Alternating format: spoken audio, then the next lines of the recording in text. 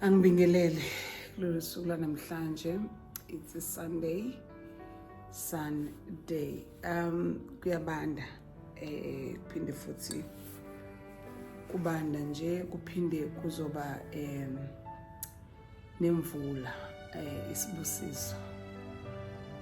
Baningi abantu abayikhonzweni, abanye bayihlanganele emakhaya, abanye they catching up with umsebenzi kufanele ngabe kade bawenza, abanye balungiselela isikole kusasa, abanye balungiselela umsebenzi. Ubhizi nje uneSunday indlela yakhona emnandi ipholile esatlo, abanye usiko kubona like umkhuba omuhle wokuhlangana makuyiSunday. Nginalento ethi ezumbhali futhi uphinde ugqugquzele abantu ukuthi abangene kulento yokudocument izinto, babhale, baphinde futhi bafunde. So akwazi ukuba umbhali ungezofunda. Ngithanda kakhulu ke uma sizokhuluma ngalosuku namhlanje bese sibheka kakhulu ngoba abantu abaningi makulolu suku bafunda iBhayibheli. Kuyahluka ke indlela abantu abalifunda ngayo iBhayibheli. Abanye balifundela kushumayela, abanye balifundele for their own lwazi, abanye bayifundela for guidance yabo, or abanye balifunda ngoba kwathiwa balifunda iBhayibheli.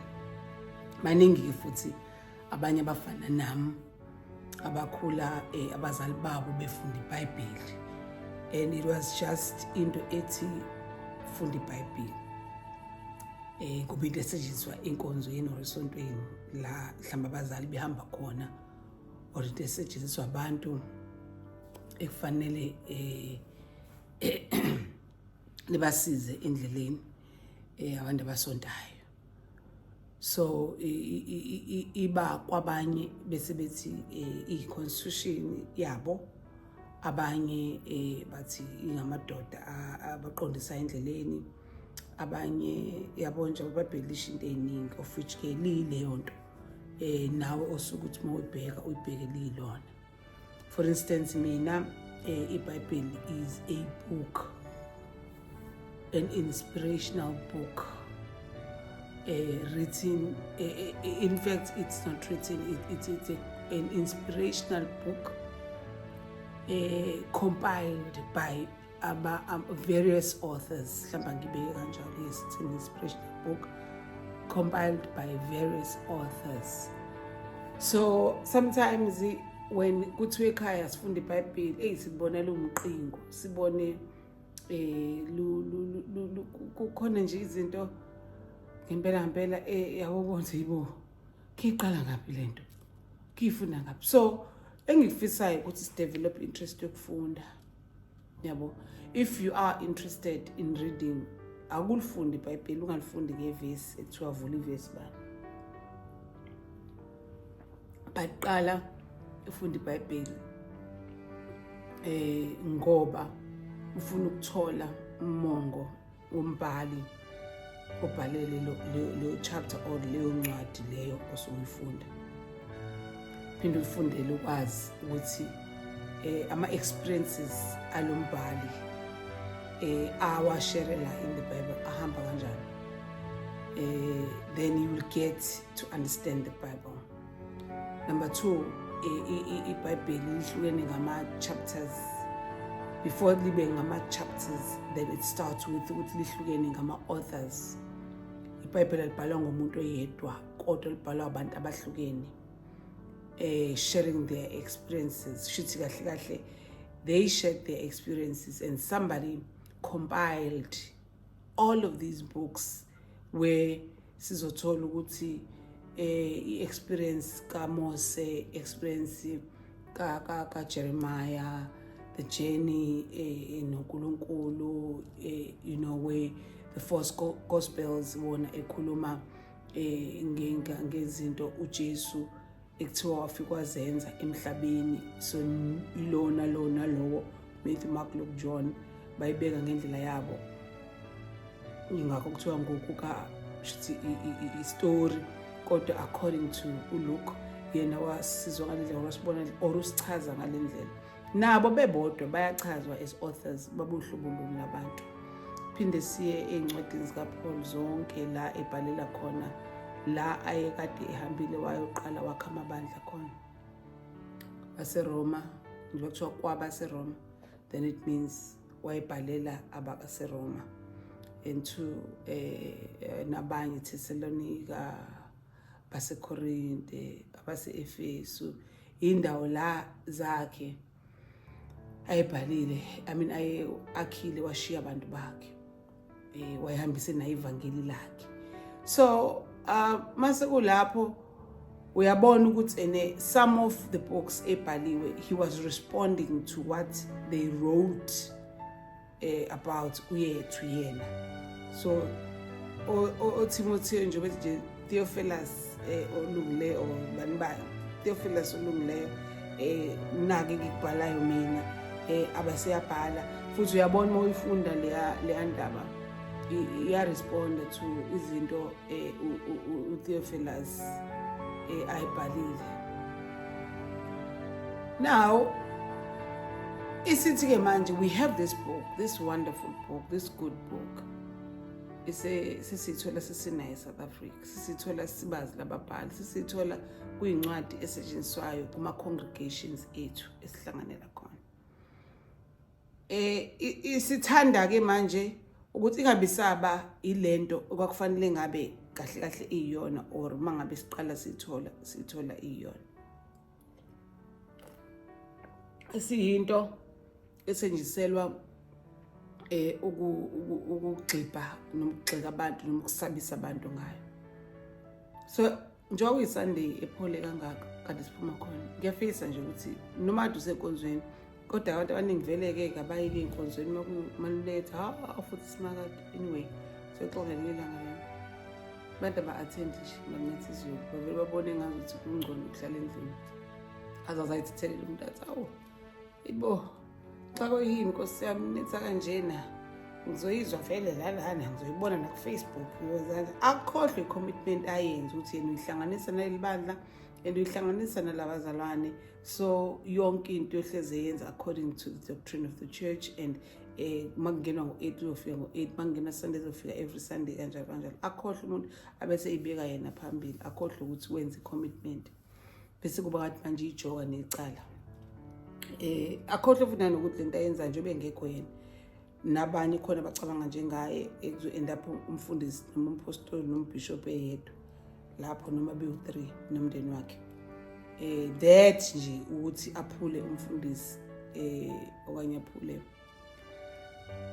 ibandla inhliziyo akabe sayinaka into efana naleyo. But la ngikhona sisencwadini yokufunda, sisendabeni yokufunda, yokuphuma ukufunda nokubhala. And uma ufuna umbhali fanele ufunde imali, ufanele ukuze ukwazi ukushumayela ngokuthanda or ukwazi ukukhuluma nabantu fanele ufunde so that you understand ukuhlukahlukana kwabantu. So angikwazi ukukhuluma ngabazalwane ngafundile ngabo bahlobo luni, angikwazi futhi ukubhala nangabo unga-understand bahlobo luni. Yes, I can have my own perspective, ngingabuka nami ngendlela yami, kodwa uma sengifaka sengi-involve abanye sengithi abazalwane sengingasho ukuthi uMaphuli, then it means I have to do a proper research ngalabo bantu labo yabo khona ngizokhuluma into ekuyiyona. And leyo nto uma ukhuluma into eyona uyenze kahle research yakho ifinyelela ngendlela e-right bona. So ngi-encourage lento ukuthi asibhaleni, asifundeni, and masifunda leyo nto eseduze nawe kuqala akuyifunde ubone ukuthi angeke yakusiza yini ukwenza eyakho ke manje i-version yabo ngezinto ofuna ukwenza ngazo. Baningi abantu elibakhuluma kahle lawa ama-inspirations you can ngawenza ama-inspirations or inspirational talk. Angazi ama-inspirations angaleyo nkhuluma but befuna ukuthi ama-inspirational talks akho or the thoughts you can draft nje paragraph nyana sifunde yabo. Ungazi siqale ngento enkulu oqale ngale nathi ubona ukuthi sofisa ukuthi sifunde sikwazi ukufunda siqede futhi izosilekelela leyo nto kwena. And ungakopisha into osukwayifunda but give us ukuthi ukwafunda ukuthi wase uthola ukuthi ukuqondana nawe manje ngoba sikhuluma nawo umnyama la eSouth Africa useThekwini selindelane. So siyafisa ukurelate yabo, siyafisa ukuthola izinto ezinto noma silalela kodwa besibona ngathi hayi ezabantu abathize, kanti ukuthi sibone ukuthi yala nami nje wangiselindelane nje angikhulume ngento irrelevant ngento yala ilindelane. So let me just take a break and then come back ngale ndaba yami yokufunda noku-encourage ukufunda nokubhala. KZN Women Authors Forum sigqugquzela lokho ezabantu besifazane because ithina kakhulu esinama-stories elithina futhi esiney'mfundiso ekufanele sithi noma sifundisa ngazo ukuze zisale nezizukulwane. We need to write about those things. WAF, we're promoting reading and writing. Yeah, so Indlovukazi Mapule, KZN Women Authors Forum, the Queen, author umfundisi ehola umoya weqiniso ukuthula nothando lokuxoxa. Izinto engizikhulumana izinto engizoyishare nawe nezinto ekubalekile ukuthi ngizikhiphe kimina ngizisekuwena, izinto esengidlule kuzona, izinto esengithe ngayibheka ngeselibanzi ngase ngibheka kakhulu inhloso uNkulunkulu asilethele yona la emhlabeni, especially me ungilethele ukuthi angizogada imvelo, nginakekele imvelo yakhe. So lokhu njengoba sengikubona nami ngendlela engikubona ngayo kuyangisiza ekuhambeni endleleni ukuthi noma ngabe kunamagebhugebhu noma kunabantu abaphazamisa uhambo lwami noNkulunkulu, uhambo lwami lwasemhlabeni, ngiyakwazi ukuthi ngisheshe ngikhululeke ngoba sengiyabona okay kunje, ngiyanika isikhathi sokufunda, ngiyanika isikhathi sokubhala, ngiyanika isikhathi sokucabanga, ngiyanika isikhathi sokukhuluma, ngiyanika isikhathi sokufaka endaweni, ngibe sendaweni so that ngizofunda ngawo wonke umuntu ophilayo, so that ngizokwazi ukuthi ngi-coexist nabo bonke abantu abaseceleni. So ukuhlupheka kwami ngomuntu ngihluphekela ukuthi engathi abantu bengabuyela kumdalo wezulu nomhlaba ba-understand nenhloso abalethele yona. Ngiyacabanga ukuthi mase sifocus kuleyo nto sonke, umsindo nayo yonke chaos eyenzakala emhlabeni kuzoba ngconywana, kuzokufana nakuqala. So bengikule yokufunda neyokubhala ukuthi we need lento idinga nje ukuthi isingene asibhaleni siphinde futhi sifunde. Ukubhala kwethu kuzosilekelela ekushiyeleni abantwana abasizayo ulwazi esibe nalo nama-experiences ethu ne-journey eyethu noNkulunkulu. Nami I have my book ebhalwe mina, and it's Leaving the Shadows Behind. So the shadows engikhuluma ngayo ukuthi shiya isithunzi ngemuva khona in a Zulu version and also in an English version. Ngibhale about me, story sami kusukela ngikhula kuze kube manje, of which ngiyacabanga ukuthi abantu mabengayifunda ukuphila kubona kuzoba kude kakhulu, kuzoshintsha futhi the way abacabanga ngayo izinto. So ikhona uma uyidinga ungayithola kumina. So that is why ngikhuthaza futhi ngoba ngibonile ishintsha impilo zabantu, ngibonile futhi abantu bekhomenta ngayo, ngabona ukuthi okay iyabasiza abantu lento. So that is why ngifisa nawe istory sakho ungathuli naso. It is time to tell our stories. So KZN Women Authors Forum ifonyelwe lokho, iqalelwe lokho. Let's have this forum where we discuss things, where we see ukuthi singakhula kanjani ekubhaleni, singadayisa kanjani, singenza kanjani ukuthi imibhalo yethu yazeke umhlaba wonke, ifundeke, iphinde futhi ikhuthaze labo bantu abayifundayo. Now bengiqale ngendaba ukuthi ngoba njengoba kuyiSunday namhlanje awenzi ngaleso sikhathi because you have time, and also ukade inspired uphuma lekhuzeni, uphuma enkonzweni kwafunda ivesi elithize. Mina-ke engikucelayo kuwena nengiku-encourage ngalo ukuthi ngalithi selifundiwe lelo vesi elithize, wena okwakho ukuthi uqhubeke nechapter yonke, u-understand umongo wombhali nokuthi umbhali konje wayibhalela yiphi audience, wayefuna ukwenzakaleni, wayefundisa ngani. So nawe uzokujwayela lokho ukuthi uma uzokhuluma ukhuluma nayiphi audience, ufuna ukuthi ifundeni, ufuna ukuthi yazini le audience oyibhalelayo. Bese ke kuzoba ukuthi mina-ke these days, because I'm more into the spiritual journey, and ngiyafisa futhi ukuthi kulunge uspirit angithi uyimina in this body. The spirit him uMapule, and then ngihouse la kulo mzimba. So ngihlale ngifunde nabanye incwadi ukuthi babhala bathini their spiritual journeys, do they even understand that they're spiritual beings. So ukufunda kwami ezincwadi is to understand ukuthi angiguli mangabe sengithi mina ngihola umoya weqiniso ukuthula nothando noxolo, ngithi ngihole umoya oyingcwele lento le is it something that is happening kwabanye abantu noma imini engisanganelayo noma imini I'm delusional, you know. So it helps me to read a book and with lento engifisa ukuyazi nami ngizwa abanye bathini, it helps me a lot, yabo. Ingenza ngikwazi ukukhuluma nangesibindi ukuthi ayangiguli inje iyenzeka lento nakubani. So kulezi insuku hayi kulezi insuku yes kulezi insuku ngibuyise le ncwadi le, yabo, kaSonia. So uSonia, I read this book ngiqala ukuyithenga ngayiqeda yonke, kodwa sengithi angibuyekeze because most of the things ayikhulumayo Sonia izinto the time ngiqala ukuyifunda ngangakazi experience. Mase sengizi experienceile sengifuna ukubuyela ngiyophinda futhi ngixhumane nayo Sonia for ukuthi ngi-understand ukuthi ayibo ngempela yabo, ayibo yabo kusayo umoya omuhle lo noma sekumoya onjani. So uma ngibheka inama chapters about let me see ukuthi angenzini lona iphutha nama chapter out 31.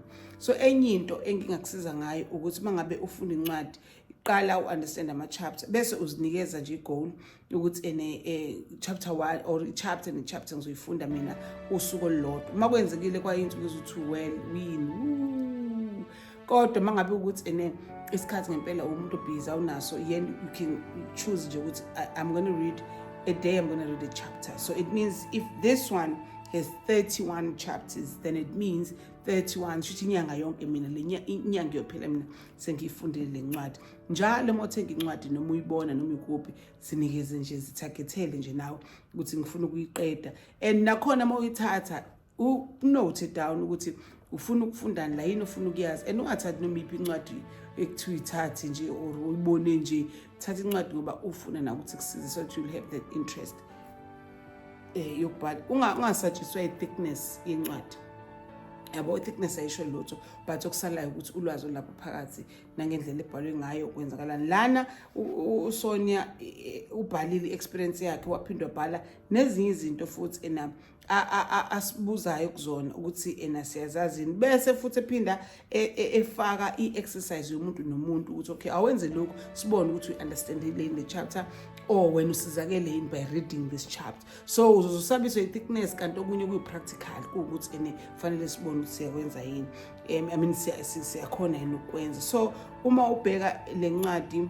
iyincwadi ekhuluma kakhulu ngendaba yokuthi we have ama-guides, spiritual guides esihamba nawo emhlabeni. Ake ngikhulume kancane idumbe lami. We have spiritual guides njoba kuke kukhulunywe kuthiwa God sends a troop of angels. Kukhulunywe ngomoya weqiniso ukuthula nothando noxolo. Those are guides. Ziningi izinto ezenzakalayo abantu mangome ama-guides, abantu ababalawula endleleni, umoya oyingcwele usilawula endleleni nange-language okhuluma ngayo kuningi ngase ngikubale, but we do have guides. Asihambi sodwa masihamba, siba nabantu or siba nama-spirits asigayida endleleni. Ngizokhuluma ngamahleke kakhulu bafowethu lezi insuku. Ngiyazi sakhona amabi, angiphikisani futhi namabi, angixabani nawo kwabawasebenzisayo ayabasebenzela. Ngisho ukuthi akusebenza, ngisho ukuthi ku-wrong, but bona abantu basuke bazi ba-comfortable and bazi ukuthi benzani. So yonke into mina engiyenzayo nengi-encourage ukuthi yenzeke kufanele uyazi, uyi-understande kwawena.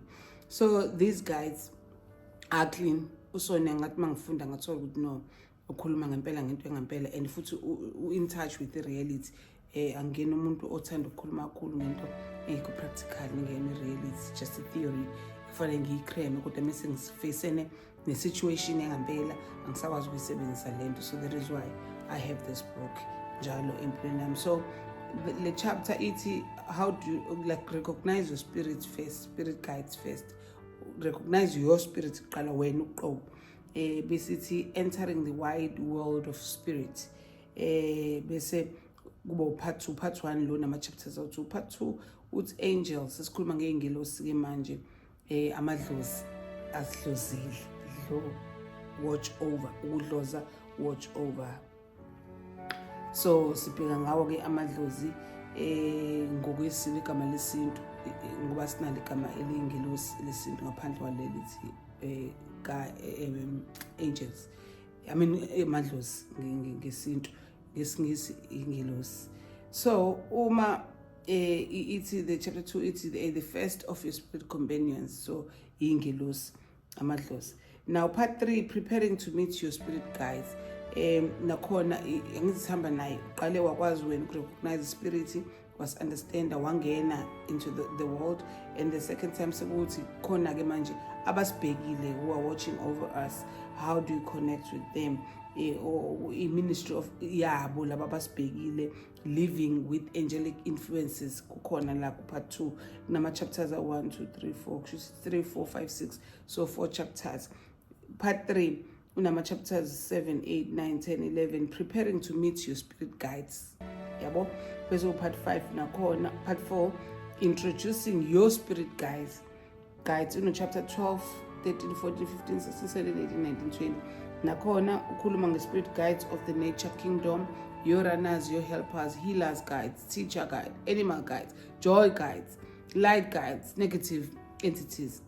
And then part 5, working directly with your spirit guides. Kanjalo ke now 25 21 22 23 24 25 26 27. Motion njalo uthi your spirit guides are closer than you think. Chapter le guides work with messengers too. And then chapter 23 with spirit speak. Your guides' names. Guides help you, they don't do your work for you. Speaking to your guides through oracles,